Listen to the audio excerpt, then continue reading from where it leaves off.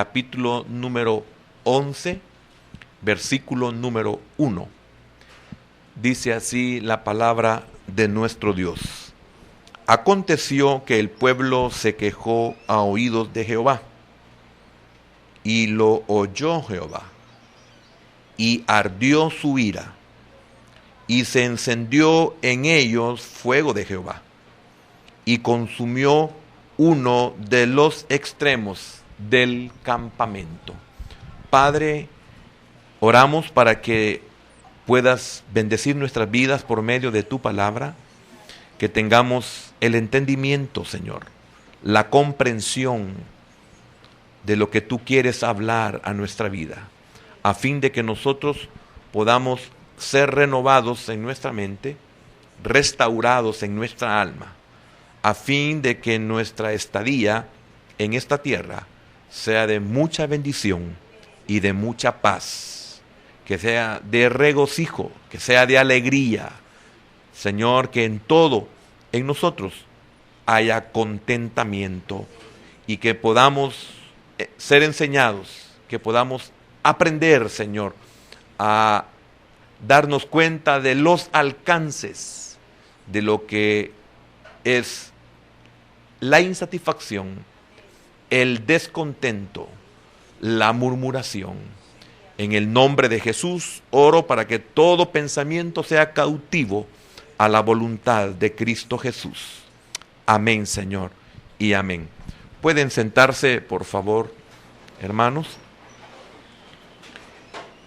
El tema de esta mañana, el resultado de la insatisfacción o descontento, o del descontento. El resultado. Es muy importante que nosotros sepamos el resultado que trae el descontento, el resultado que trae la insatisfacción. Es difícil creer que había descontento en el pueblo después de todo lo que el Señor había hecho por ellos. Yo pienso de que ese meollo de la ingratitud es olvidar lo que Dios ha hecho por nosotros. A veces nos fijamos en el presente, en el ahora, en el momento, y no nos percatamos de todo lo que el Señor ha hecho por nosotros y con nosotros desde muy atrás, desde el pasado. Si nosotros no olvidáramos cómo el Señor ha sido con nosotros, no caeríamos en esta provocación. Y quiero hacer énfasis de que el pueblo murmuró, el pueblo se quejó, el pueblo manifestó insatisfacción o manifestó descontento a raíz de una provocación. Y esto es muy importante que nosotros lo podamos entender. Y mejor si lo podemos comprender. Por lo que menciona la Escritura, aunque no lo dice literalmente, los descontentos eran aquellos que estaban más lejos del arca. ¿Y qué importante es esto? Comprender que no podemos darnos el lujo de ese alejamiento. Usted cuando observa a las personas que están congregadas, especialmente en una adoración, también en la enseñanza o en la predicación de la palabra, usted puede notar el enfriamiento, el alejamiento que hay en ellos. Podemos equivocarnos al juzgar, pero muchas veces se puede ver ese alejamiento en las personas. Bien se nota cuando las personas vienen por un compromiso, bien se nota cuando unas personas vienen por conveniencia, muy bien se nota cuando muchas personas lo hacen porque no hay otra opción. Bien se nota porque la familia es cristiana, y lo traen, y eso se puede notar a simple vista. Hay que tener cuidado con esa gente. La Escritura lo dice con mucha claridad. Dice: aconteció que el pueblo se quejó a oídos de Jehová, y lo oyó Jehová, y ardió su ira, y se extendió en ellos fuego de Jehová. Y aquí dice lo que le acabo de mencionar: y consumió uno de los extremos del campamento. Hace algunos meses atrás, posiblemente tal vez un año como máximo, compartí sobre esta porción, y hablábamos mucho acerca del alejamiento que hay en el pueblo, de este alejamiento, de estas personas alejadas del arca, alejadas inclusive de Moisés. Es que nosotros debemos de ser muy cuidadosos. Cuando uno tiene un tiempo de caminar en el Señor, uno comienza a aprender, a darse cuenta de que hay pueblo que contamina, hay personas que contaminan, y nosotros debemos de ser muy cuidadosos con quienes nos relacionamos. Debemos de ser cuidadosos porque el afectado soy yo. El que murmura soy yo, o el que murmurará soy yo, el que se contaminará soy yo. Y uno de los objetivos de esta enseñanza es cuál es el destino de los que manifiestan insatisfacción o descontento, o cuál es el destino o cuáles son los alcances que también provoca la murmuración. Porque somos provocados a murmurar por la gente extranjera, por la gente que se ha mezclado. Estos nos provocan a nosotros a murmurar, pero también aprendamos lo que provoca la murmuración. Son dos cosas. Uno es que somos provocados a murmurar, y otro es lo que nosotros provocamos cuando nosotros murmuramos. Son cosas que debemos de tener mucho, mucho cuidado. El fuego fue una advertencia misericordiosa al pueblo entero de un juicio que sería más severo si esto no lo detenía. Nosotros debemos de ser sabios, debemos de tener sumo cuidado en que carecemos de una perfección. Al carecer de una perfección significa que somos y estamos expuestos a, o que por ser carentes de una perfección podemos provocar un juicio o provocamos juicios. Pero el Señor, en su infinita misericordia, permite que esos juicios sean advertencias para nosotros, para que nosotros tengamos ese sumo cuidado de no provocar juicios. Y cuando un juicio es provocado, hay una razón, hay un origen. Y en esto es que, en el ejemplo que tenemos, es una murmuración que la gente mezclada provocó en el pueblo de Dios. Y esto lo llevó a manifestar descontento, y esto lo llevó a manifestar insatisfacción. Y mire todo lo que sucedió. Entonces, esto podía haber sido peor, y llegó a ser peor, porque hablaríamos que fue peor si estos que fueron consumidos en la superficie de la tierra, o aquellos que fueron tragados y consumidos por el fuego cuando la tierra se abrió. ¿O qué hubiera sido peor? Haber sido quemados, o llegar a un tiempo en el cual se nos diga que no entraremos a la tierra que se nos ha prometido. Entonces, como fue una parte nomás del pueblo, fue la orilla del pueblo la que fue consumida, fue una advertencia de misericordia para el resto de la congregación. Pero ¿a cuántos nos sirve de escarmiento lo que vemos que le pasa a otros porque manifiestan insatisfacción o descontento, o porque murmuran y nosotros estamos conscientes de que son personas que murmuran? ¿Y qué es lo que atraemos a nosotros cuando nosotros murmuramos? ¿Cuál es el derecho que nosotros cedemos cuando nosotros murmuramos? ¿Qué es lo que levantamos contra nosotros mismos cuando nosotros murmuramos? Porque solamente uno que murmura y recibe un juicio de parte de Dios debe de ser un juicio que viene para dar un escarmiento a nuestra vida. Pero ¿cuántos entenderán o entenderemos este juicio pequeño que solamente sirve como una alerta, como una advertencia?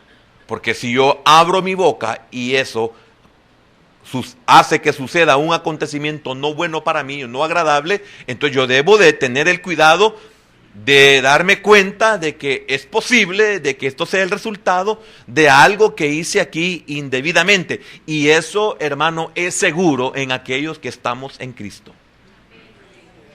Pero debemos nosotros de estar alertas. Entonces fue una advertencia. Lo que la gente extranjera era fuente. Fíjese bien, la gente extranjera era fuente. ¿Quién es la gente extranjera? Todo aquel que no era israelita. Esa era la gente extranjera. Todo aquel que no es verdadero creyente, aunque esté en la marcha de la iglesia, aunque esté en la marcha del reino, no son convertidos. Son gente que se aprovechó de alguna manera el poder salir de Egipto con el pueblo de Israel. Es gente que solamente fue como cautivada por los milagros que vieron con sus propios ojos, pero no trajeron una conversión a ellos. Entonces, posiblemente era gente que oyó que el Señor los llevaba a una tierra que fluía leche y miel. Ellos lo creyeron, pero sin convertirse. Entonces, esta gente mezclada era fuente de tristeza. Nosotros debemos de tener este cuidado. ¿Quién nos causa a nosotros tristeza? Bueno, esta enseñanza es para que ni siquiera las circunstancias que nos toca vivir nos llenen de tristeza. Porque eso provoca en mí una tristeza. Pero la tristeza en mí, ¿qué provoca? ¿Cuál es la consecuencia?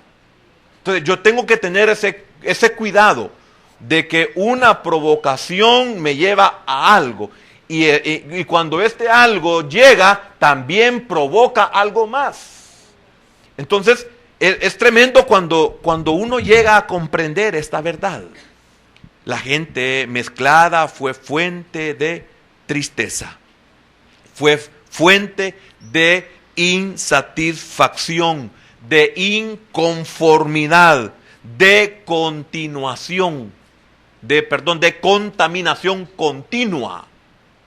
O sea, qué tremendo, porque la palabra es muy clara. Esta gente motivaba vivos deseos por el alimento egipcio. No quise leer muchos versículos porque pienso de que la iglesia en sí, casi la mayoría conocemos esta situación y sabemos cuáles fueron los acontecimientos que siguieron desde el versículo 2 en adelante. Esta gente motivó vivos deseos por el alimento egipcio. Y cuando hablan del alimento que comían en Egipto, ¿de qué están hablando?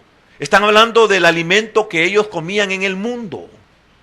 Y es tremendo porque esto es comer carne, esto son las legumbres, la fruta, y es por eso que ellos comparaban el maná en su boca, lo que sentían en su boca, y decían que como que estaban comiendo algo seco, como que era un bocado seco. Pues las legumbres, pues la fruta eran ricas en agua y refrescantes a la vez porque eran hidratantes. Entonces, qué tremendo, porque ellos vienen y dicen, este pan seco, y en otro lugar dicen este pan liviano. Entonces, ellos fueron motivados por vivos deseos, por alimento de Egipto. Y esto lo llevó a un desprecio por el maná. El maná, para nuestro tiempo, ¿cuál es? ¿Cuál es el alimento que Dios nos da? Y no estoy hablando de alimento material. Pero qué cosas se viven en el mundo que la gente mezclada despierta ese vivo deseo por lo que antes comíamos, por lo que antes practicábamos, por las cosas que antes podríamos decir que disfrutábamos. Y se trae a colación para hacer un desprecio de lo que Dios está dando. Y no pensamos que todo esto es un proceso. Y no nos percatamos de que Dios está obrando en nosotros y Él sabe qué es lo que nosotros necesitamos para descontaminarnos. Eso no lo tomamos en cuenta porque somos inmaduros o porque lamentablemente estamos siempre retirados del arca, porque los afectados son los que están retirados del arca. Los que son motivados, los que son contaminados, son aquellos que están lejos de su líder. Entonces, era un desprecio por el maná. Y el maná aquí representa todo el propósito de Dios en sus vidas. Todos los medios que Dios estaba usando para que ellos fueran transformados. Entonces, note, la gente mezclada motivó un deseo y un recuerdo de cosas antiguas para poder despreciar y poder menospreciar lo que Dios estaba proveyendo. Y es por eso que nuestra propia alma muchas veces nos lleva a esta conclusión. Me acuerdo que cuando estaba en el mundo, esto es Egipto, cuando estaba en el mundo estaba mejor que ahora. Cuando yo estaba en el mundo a mí no me pasaba nada. Cuando estaba en el mundo a mí no me hacía falta nada, al contrario, a mí me sobraba. Cuando yo estaba en el mundo, yo podía hacer todo lo que yo quería. Y lo traemos, y ahora que estamos en Cristo, mire qué limitaciones. Entonces, viene la gente mezclada y trae una provocación.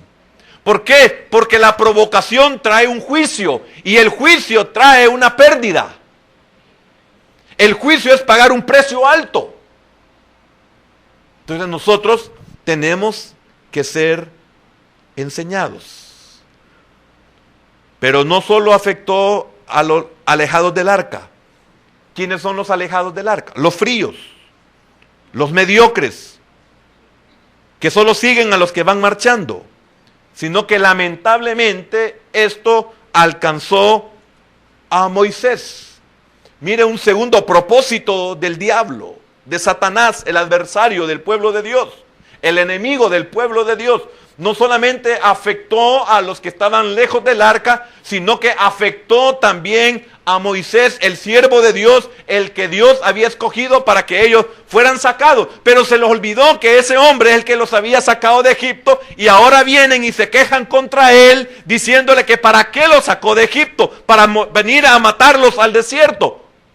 Entonces, mire la trascendencia de las cosas, mire a dónde lleva la murmuración, hasta dónde lleva la insatisfacción, hasta dónde lleva el descontento. Y quiero decirle algo, el precio que se paga es demasiado alto.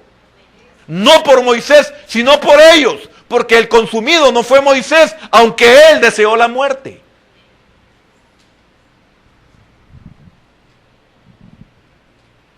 Ve los alcances. Eso no nos percatamos nosotros. Mi descontento, ¿qué ocasiona? ¿Qué provoca mi descontento? Cuando yo murmuro, ¿qué estoy despertando? ¿Qué estoy provocando? ¿Qué estoy destruyendo? ¿Y qué estoy edificando en cuanto a aquello que se levanta para nuestra destrucción? Entonces vemos a un Moisés que cayó víctima de un sentimiento de solitaria responsabilidad, porque fíjese que si nosotros vemos en el versículo número 14, dice así: no puedo yo solo. Oiga, no puedo yo solo. ¿Ve qué tremendo? ¿Ve lo que despertó? La gente mezclada, la gente que murmuró, la gente descontenta, la gente insatisfecha. Y quiero decirle algo, que cuando uno está alejado del arca, nada le satisface. Nada nos contenta. No es un problema de lo que tengo o no tengo. No es un problema de lo que tuve y hoy tengo. Sino que el problema está en que nosotros estamos alejados del arca. Ese es el problema. Ese es el principio de todos los males, parecido al amor al dinero. Ese es el principio de todos los males. Cuando yo me alejo del arca, tengo conflicto, tengo problemas en serio. Moisés se sentía solo. Era tan fuerte la influencia satánica. Imagínense, esta gente mezclada.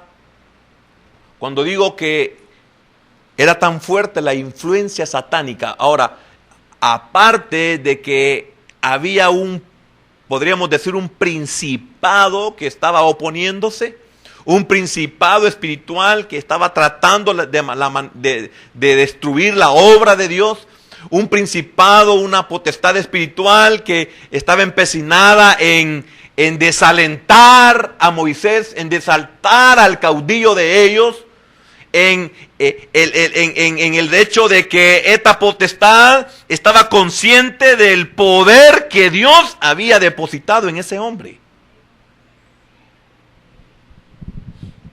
Mire qué tremendo. Esta potestad sabía que este hombre, estoy hablando de Moisés, este hombre tenía una autoridad delegada de Dios. Este hombre tenía un poder de Dios. Porque en las ocasiones en las que Él intercede para que ese pueblo no perezca, fue oído en su oración. Su intercesión fue aceptada por Dios. Entonces había un poder. El interés de esta potestad era no solamente de que esta gente que se había mezclado, se había contaminado con los extranjeros, estaban siendo llevados para que de alguna manera el que los cubría a ellos aquí en lo humano fuera destruido. Y casi lo lograron.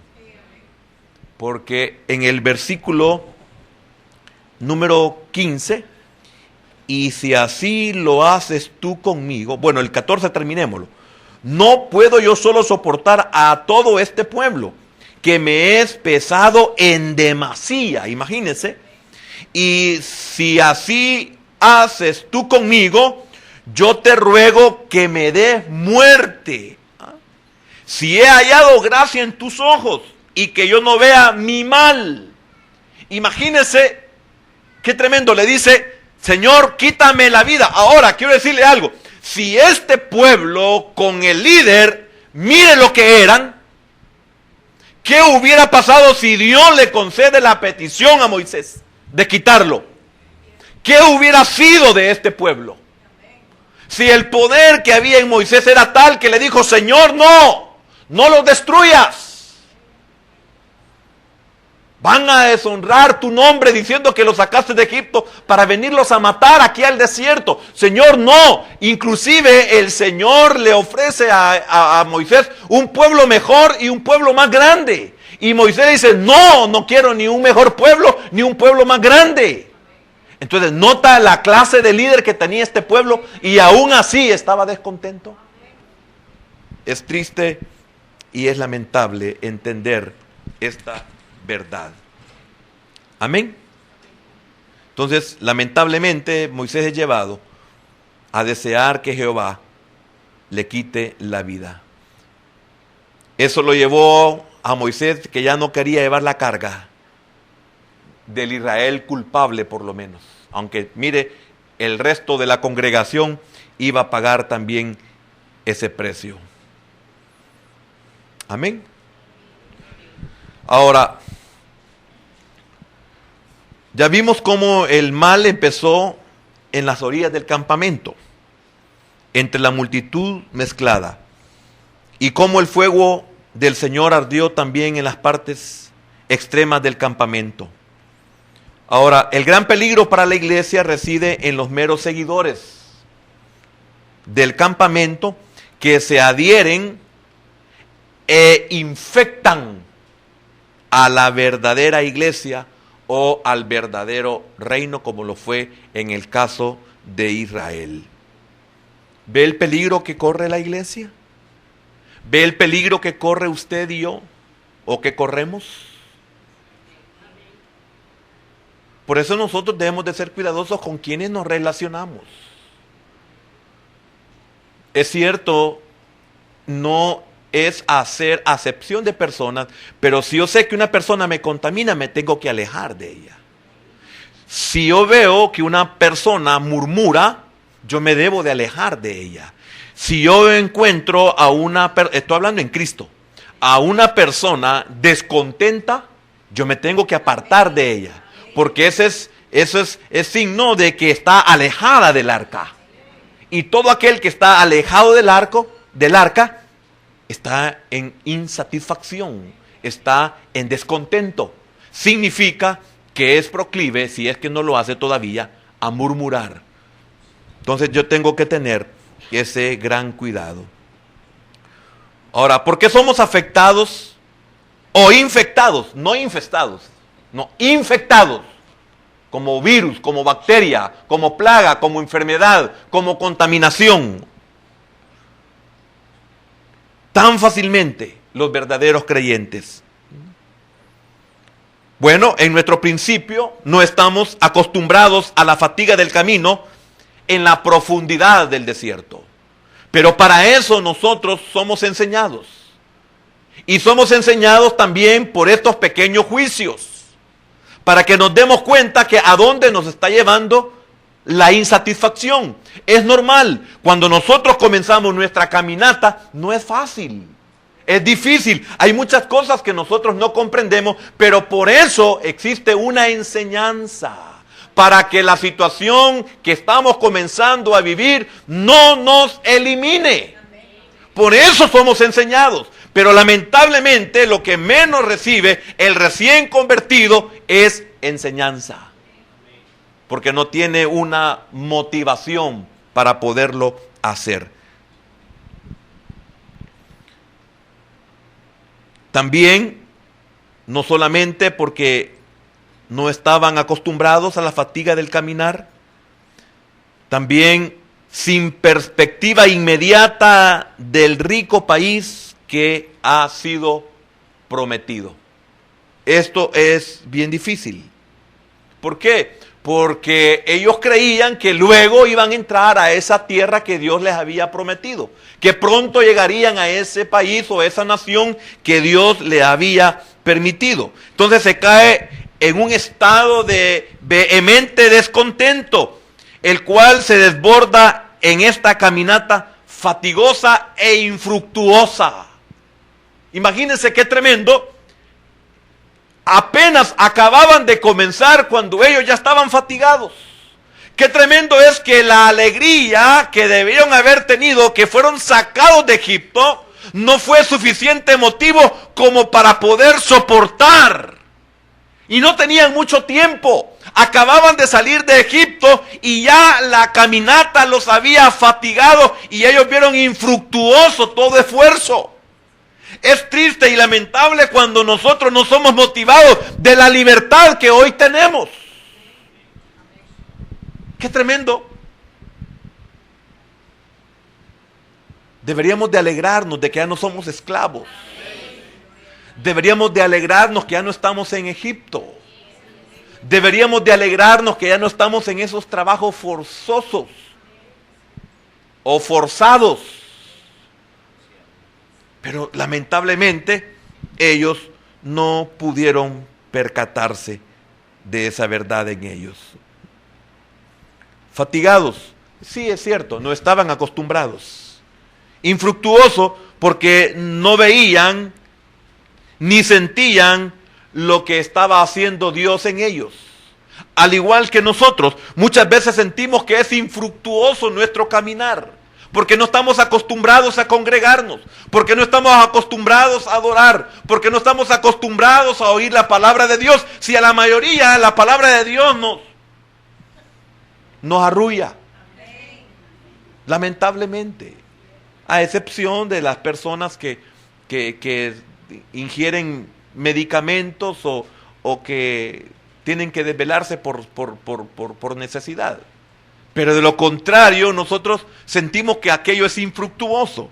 Ahora, ¿qué hace esto? La fatiga, ¿qué es lo que hace en nosotros? El creer que es infructuoso, ¿qué es lo que hace? Bueno, lo que está haciendo el Señor es sacando el Egipto que mora en nosotros. Por eso ellos no fueron regresados a Egipto.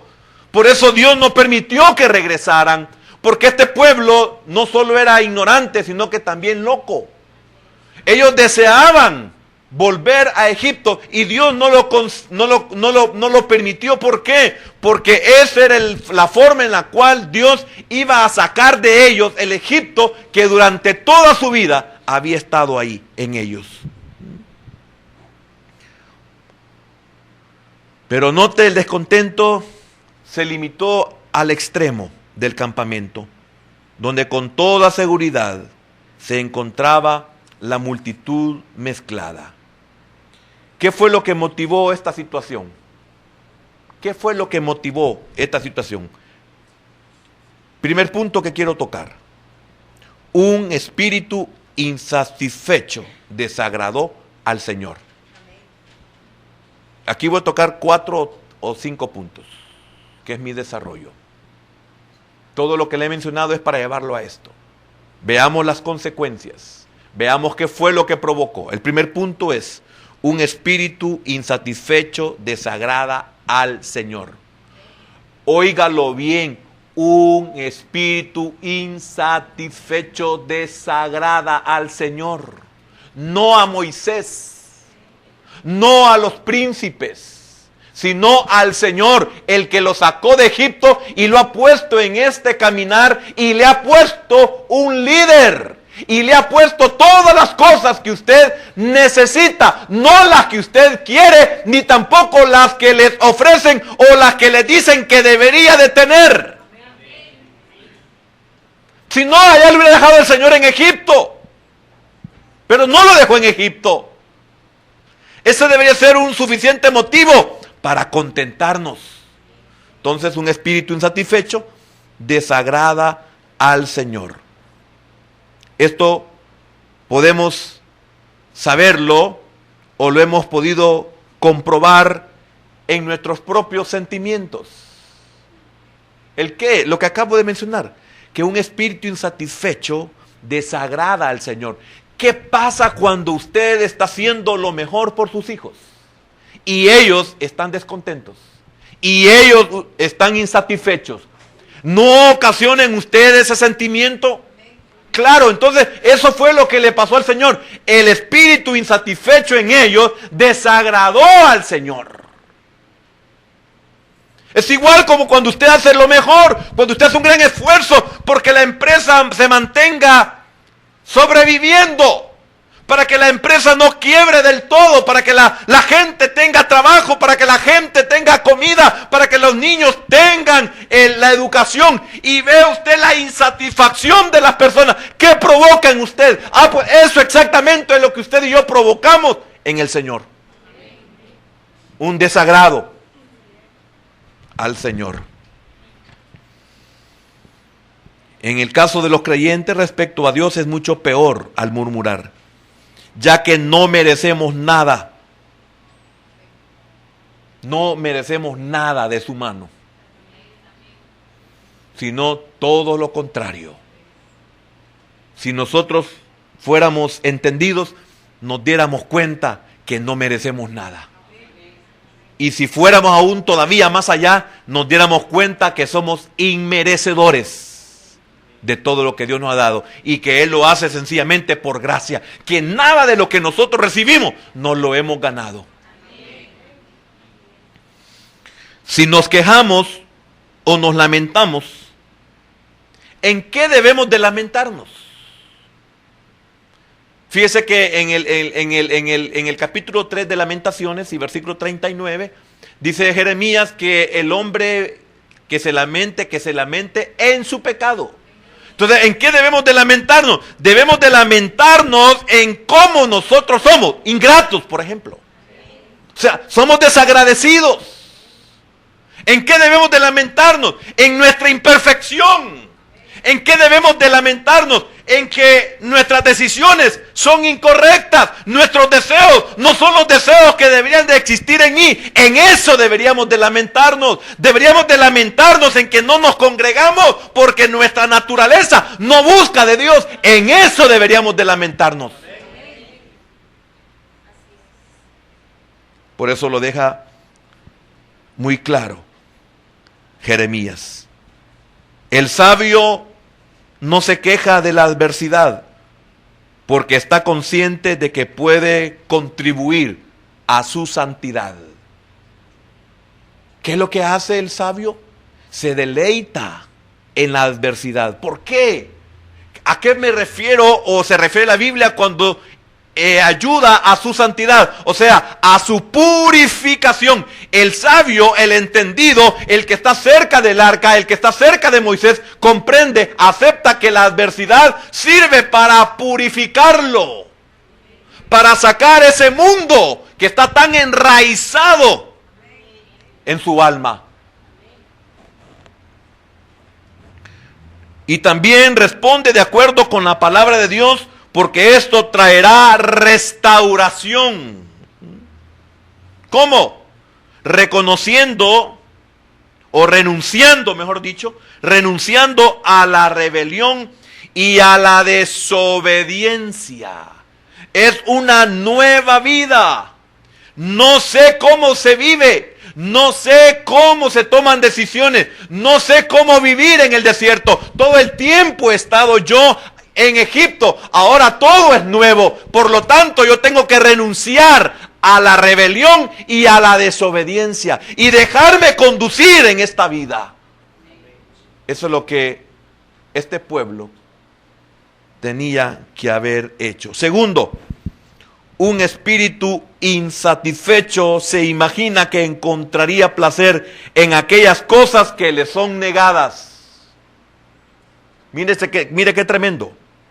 Primero, un espíritu insatisfecho desagrada al Señor. Segundo, un espíritu insatisfecho se imagina que encontraría placer en aquellas cosas que le son negadas. Querían carne no van a comer. Querían legumbres no van a comer. Querían frutas no van a comer. Ellos creían que ellos iban a sentir placer por aquellas cosas que les eran negadas. Israel tenía maná, pero deseaba carne. Israel tenía maná, pero deseaban cebollas, deseaban puerros, deseaban cebollas. Eso es lo que ellos deseaban. Es perjudicial a nosotros mismos, pues nos impide gozar de lo que ya tenemos. El descontento, mira hasta dónde llega el descontento. Es tan perjudicial en nosotros. ¿Por qué es tan perjudicial? Pues nos impide gozar de lo que ya tenemos. Es triste tener algo y no lo podamos disfrutar. Y qué tremendo que no nos percatamos que hay otros que serían felices con lo que nosotros tenemos. Y nosotros lo tenemos y no lo podemos disfrutar.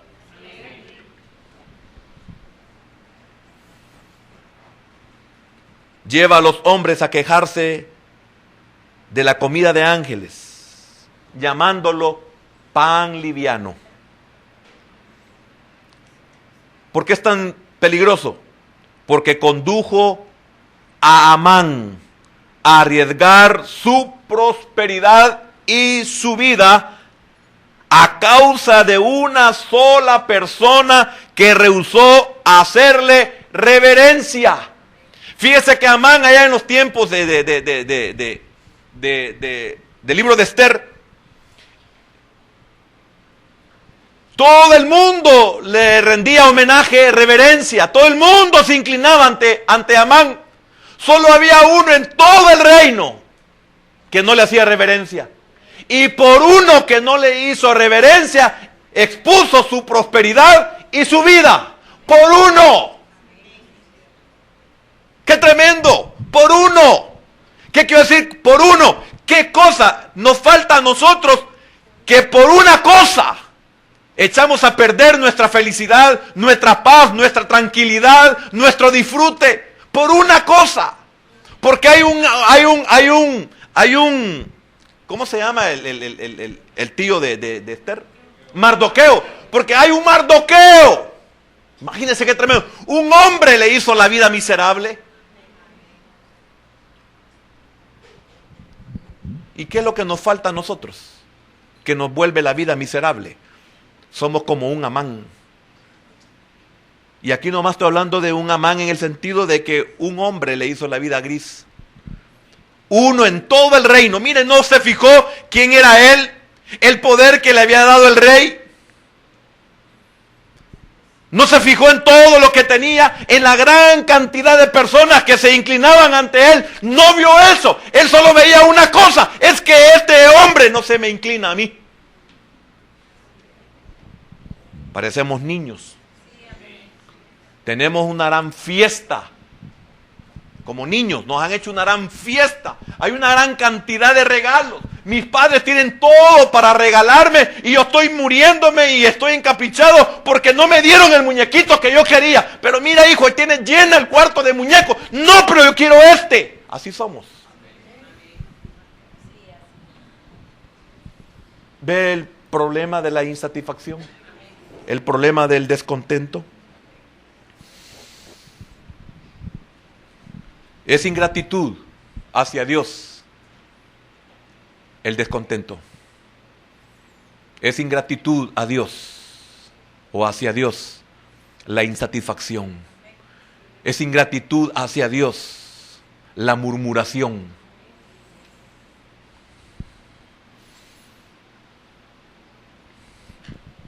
El ingrato es el desagradecido, el que no agradece, el que no reconoce. Y esto conduce a la rebelión, conduce a la falsedad y conduce a una infinidad de pecados. La insatisfacción. ¿Por qué nosotros en nuestra lista de pecados graves, que son como 5, 6, 7, 8, 9, 10, gravísimos? No, yo no hago esto, yo no hago esto, yo no hago esto. Pero ¿por qué no pones insatisfacción? ¿Por qué no ponemos descontento? ¿Por qué no ponemos murmuración?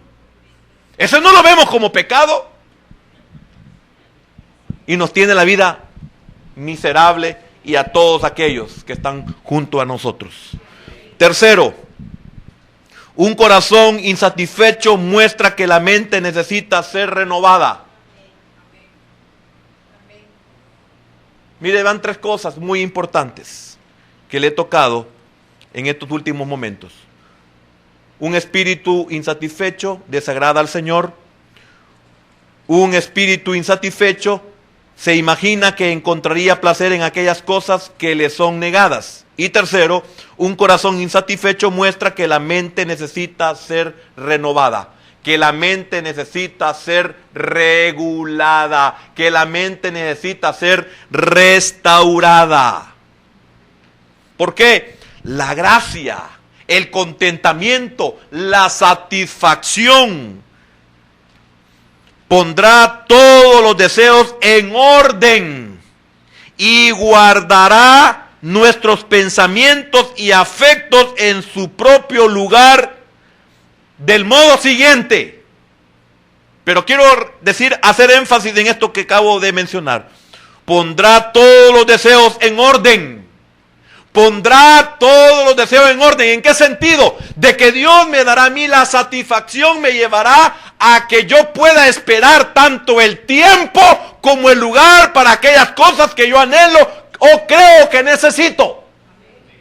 Pondrá en orden mis pensamientos, renovará mi mente. La satisfacción El contentamiento me permitirá estar siempre en mis 5 sentidos, mantener una sobriedad y saber que si Dios me sacó de Egipto y me ha dado una promesa, Él la va a cumplir. Por lo tanto, tengo que esperar el tiempo y el lugar indicado. Y todo aquello que Dios no me quiere dar es porque no es para mi bien.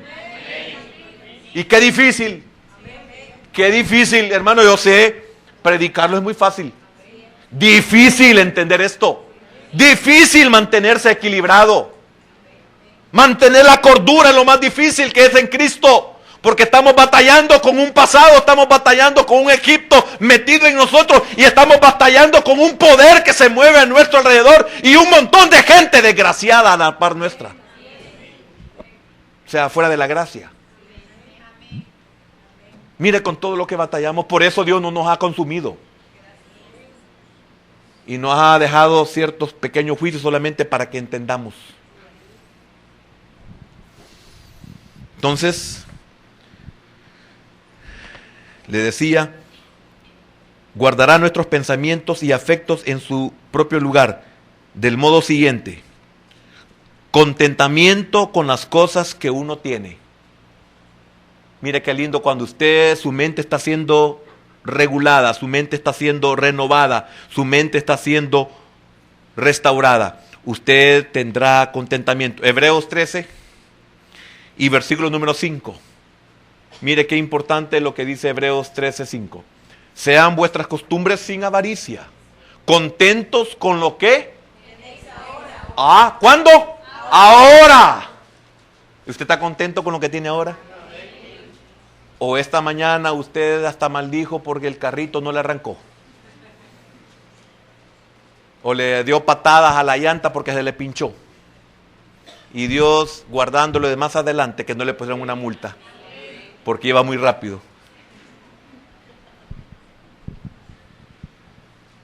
Mire qué importante.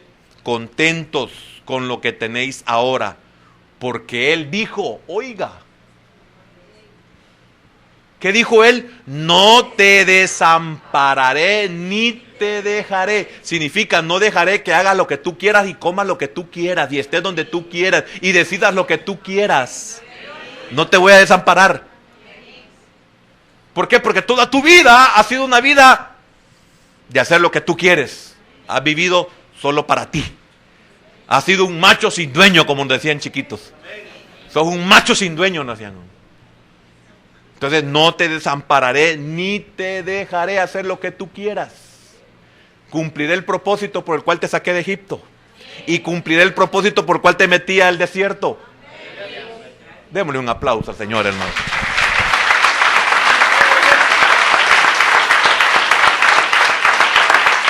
Ahora, guardará nuestros pensamientos y afectos en su propio lugar del modo siguiente: contentamiento con las cosas que uno tiene. Y 2, dentro del mismo ese punto 3 o B, moderados deseos en cuanto a otras cosas.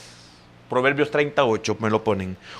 Moderados deseos, oiga, moderados deseos en cuanto a otras cosas. Moderados deseos.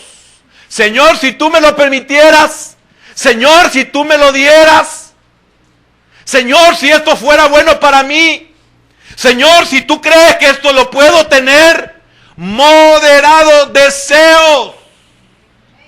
Mire lo que dice el proverbio: vanidad y palabra mentirosa aparta de mí. Pero oiga la parte B: no me des pobreza ni riquezas, manténme del pan necesario.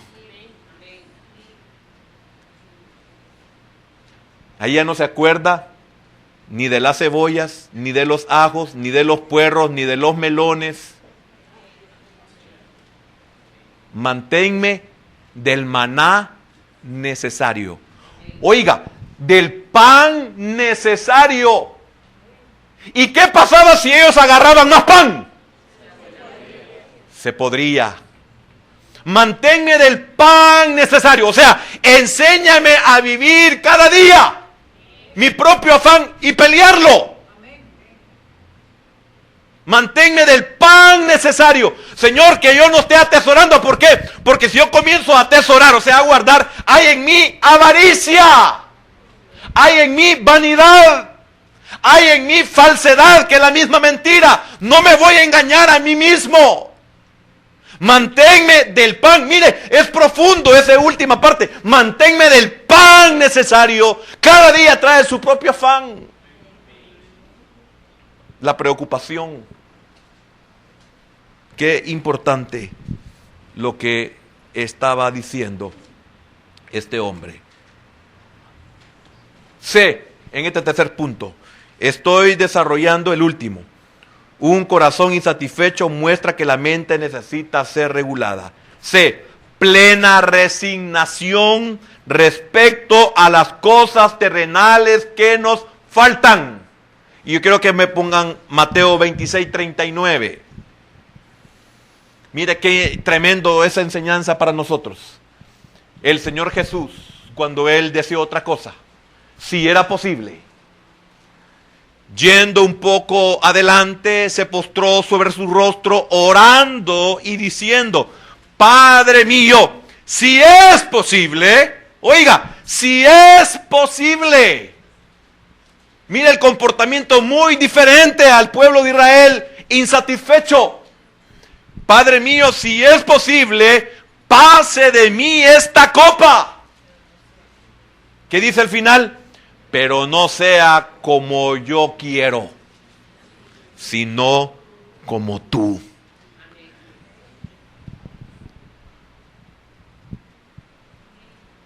¿Cuántas veces usted ha estado comiendo los frijolitos? Señor, esto es lo que tú quieres, esto voy a comer. No sea como yo quiera.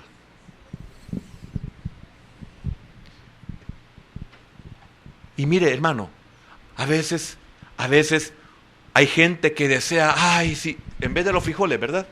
Ven los frijoles, pero ellos en su mentalidad, como no ha sido regulada, ay, voy a hacer de caso que me estoy comiendo una gran hamburguesa, o si no, una gran pupusa, de aquellas así como las,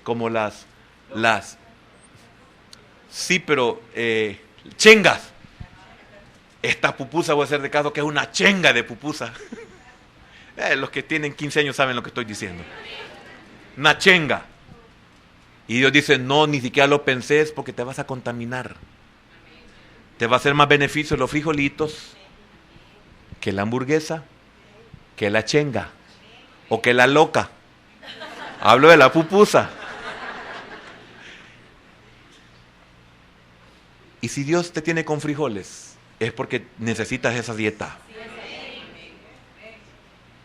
Y es una bendición estar contento con lo que uno tiene. Amén. Plena resignación respecto a las cosas terrenales que nos faltan. Primero, ante todo, deseos de Dios. Salmo 42:2. Por cierto, hace un domingo, el domingo pasado creo que fue, mi alma tiene sed de Dios. ¿De qué? De Dios. Amén. Segundo, desea ardientemente los mejores dones. Desea ardientemente los mejores dones, no la mejor comida. 1 Corintios 12:31. 12:31. 1 Corintios 12:31.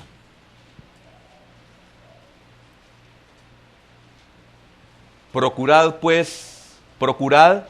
pues los dones mejores, mas yo os muestro un camino aún más excelente. Y en el capítulo 13:1 comienza, que es el amor. Amén. Pero usted debe de desear los mejores dones, pero aún Pablo dice, pero hay algo mejor que los dones, y es el amor. Amén. Ahora, esto es aprendido. El apóstol Pablo, no me recuerdo en qué lugar lo anoté. El apóstol Pablo habla, déjeme ver,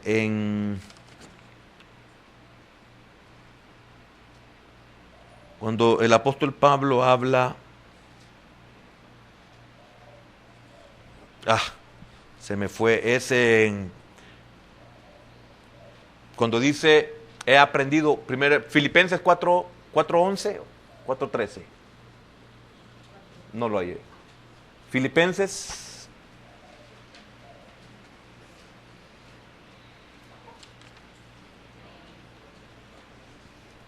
¿Ya está? ¿Ese es? Sí, ese es, 4:11. Y después, déjenme ver, después, ay, qué lástima. Yo lo anoté, pero... Sí, el otro es 1 Timoteo 6:8. Después, 4:11 dice, no lo digo porque tenga escasez. Oiga, pues he aprendido a contentarme. Mira, hermano, ¿cómo uno aprende a contentarse? Si yo tengo frijoles, que fue el ejemplo que puse, y yo quisiera hamburguesa de chucho, mire, el hecho de que no puedo tener hamburguesa, he aprendido a contentarme con lo que tengo. No tengo para hamburguesa. Tengo para frijoles o me han dado frijoles. Entonces yo debo de aprender a contentarme. He aprendido a que no puedo tener aquello porque no puedo. O no me alcanza. O he entendido, he aprendido lo dañino que es esto y lo sano que es esto. Entonces esto no lo como porque me guste, sino porque es para mi bien. No sé si me doy a explicar. Es para mi bien, he aprendido. Es que no solo es que mire, llega un momento después de los 16 años de edad que uno le va cambiando el gusto. A los 16 años le empieza a dar náuseas a uno porque come grasa, porque come... ¿Se ha fijado? Usted ve a los bichos de 15 años, pero unos de 16 andamos ya con problemas. Tenemos que aprender. Y el otro que le dije era 1 Timoteo 6:8. 1 Timoteo 6:8. Ya terminé. Porque quiero terminar con algo muy importante. Que quizás todo lo anterior ha sido para que entendamos lo que significa esto de murmurar o de rebelarnos, mejor dicho. Dice así: así que teniendo sustento y abrigo, estemos contentos con esto. Y quiero decirle algo, que Israel tenía más que abrigo y más que sustento. Y le aseguro que usted tiene más que abrigo y más que sustento. Y por lo tanto usted no puede. Dele un aplauso al Señor.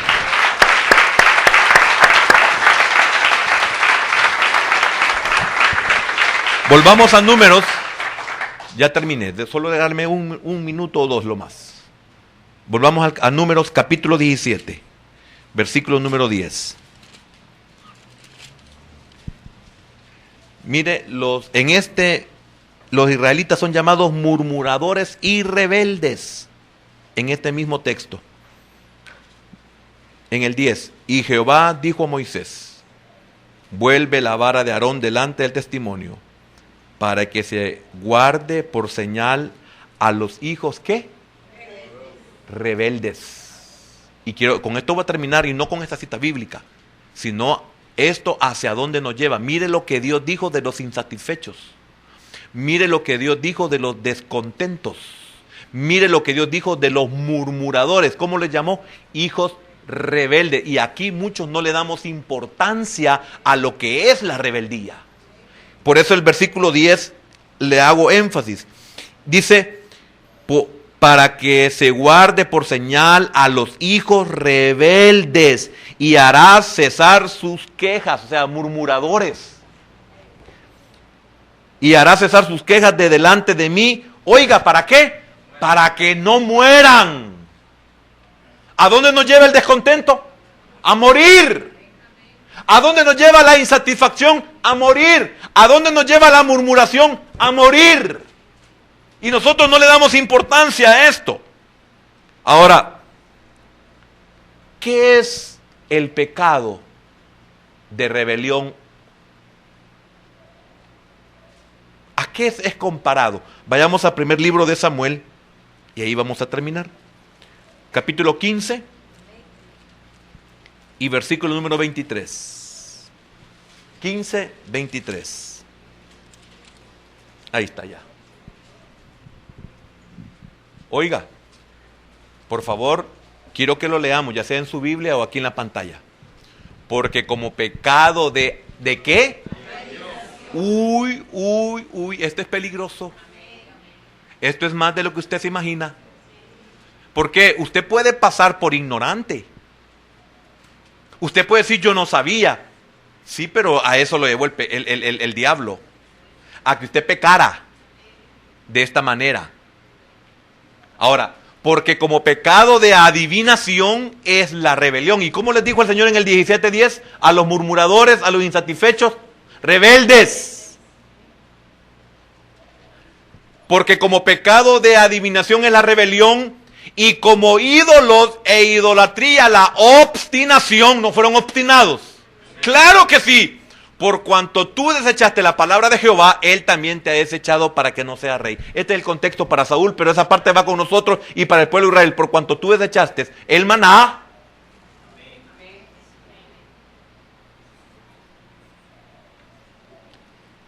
¿cuál es la conclusión?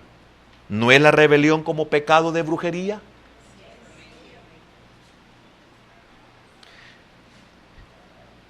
Si nosotros somos murmuradores, contemos o cuántas cosas Dios considera en nosotros como que somos brujos. Cuando yo me rebelo contra Dios, estoy siendo un brujo. Y esto no le ponemos la atención debida. ¿Y qué es un brujo? Es alguien que ha hecho pacto con el diablo. ¿Entendió, hermano? Lo delicado y lo profundo. Y este es un pecado de primera magnitud. ¿Por qué? Porque a menudo la murmuración termina en maldición. Nuestras murmuraciones son la música del diablo y a la vez son los derechos que el diablo tiene sobre nosotros. ¿Por qué? Porque este es un pecado que Dios no puede soportar. Cuando el diablo hace que nosotros nos rebelemos, nos convertimos en brujos, en personas que han hecho pacto con el diablo.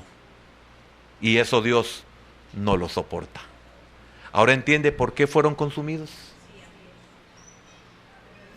Que Dios tenga misericordia de nosotros. Padre, gracias, porque alguien tiene que enseñarnos esta verdad. El resultado de la insatisfacción, el resultado del descontento, el resultado de la murmuración, nos lleva sin que nosotros nos percatemos a un pecado de adivinación. Nos convierte en brujo, porque es un pecado de brujería la rebelión. Y si soy un murmurador, debo de contar que Dios me considera como un brujo, como alguien que tiene pacto con el diablo, como alguien que se ha hecho del lado del diablo. Y esto termina en maldición. Señor, ¿de cuántas cosas nosotros nos sentimos insatisfechos? Señor, ¿de cuántas cosas, aunque a nuestro parecer sea verdad, murmuramos? ¿Cuántas veces hemos sido vistos como brujos rebelándonos contra ti, Señor? Este pueblo no pudo entender esto y es por eso que fueron consumidos. Señor, nosotros sabemos que este pueblo no era la primera vez que murmuraba, no era la primera vez que hacía locuras. Venían de ver el juicio que había venido sobre aquellos que adoraron al becerro de oro, a aquellos que se atrevieron a quedar separados de Moisés. Y esto eran advertencias para aquellos que estábamos siendo asediados por el enemigo, con la gente mezclada. ¿Y cuántos de nosotros, nuestros mejores compañeros, nuestros mejores amigos, con las personas que más pasamos el tiempo de ocio, son con personas inconversas, con personas que nos contaminan, con personas que nos están convirtiendo en brujos, porque nos llevarán a la rebelión, y la rebelión a los ojos de Dios es como pecado de brujería, como Samuel se lo tuvo que decir a Saúl. Y esto hizo que Saúl no solo perdiera su reino, sino que perdiera su vida. Como Amán perdió su prosperidad y también perdió su vida al final de todo. Señor, ayúdame, enseñándome a contentarme en cualquiera que sea mi situación. Señor, si tengo sustento y tengo abrigo, enséñame a contentarme, Señor, con esto, porque no quiero caer en el pecado de brujería. No quiero caer en un pecado en que trae gran maldición. Señor, ayúdame a cuidarme con los que me relaciono, porque no me percato, no me doy cuenta que me están induciendo a una brujería. No me percato, Señor. Que esta mañana pueda entender que los que estamos alejados del arca somos propensos a ser provocados, que somos propensos a ser motivados a deseos de una naturaleza y una vida antigua, caída. Señor, gracias en esta mañana por aquellos que nos has permitido entender sabiduría. Gracias.